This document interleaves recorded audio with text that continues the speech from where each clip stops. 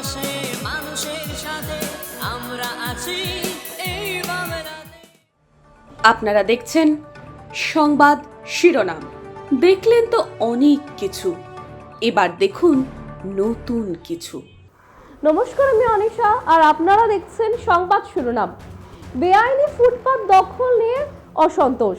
কিছুদিন আগেই রাজ্যের মুখ্যমন্ত্রী মমতা বন্দ্যোপাধ্যায় ফুটপাত উচ্ছেদ নিয়ে নির্দেশিকা জারি করেছিলেন।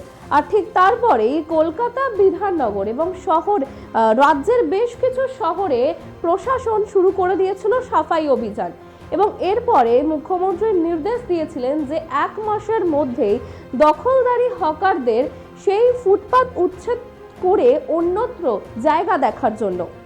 হকার্সের মধ্যে অনেকেরই দাবি তাদের কোনো আইনি নোটিশ ছাড়াই বুলডোজার দিয়ে দোকান ভেঙে গুড়িয়ে দেওয়া হচ্ছে, যার ফলে প্রায় কয়েকশো হকার্সদের জীবন এখন বিপন্নের পথে। এই নিয়ে বিরোধীদের থেকে তীব্র সমালোচনার মুখোমুখি হয়েছেন মুখ্যমন্ত্রী। তাদের বক্তব্য, ওই সমস্ত ফুটপাতগুলি সেখানকার পুলিশ প্রশাসনের নেতৃত্বে মোটা টাকার বিনিময়ে দেওয়া হয়, তাই তিনি সবই জানেন। তারপরেও বেআইনিভাবে চলতে থাকা এই ফুটপাত দখলদারিতে কেন এতদিনও হস্তক্ষেপ করেননি তিনি?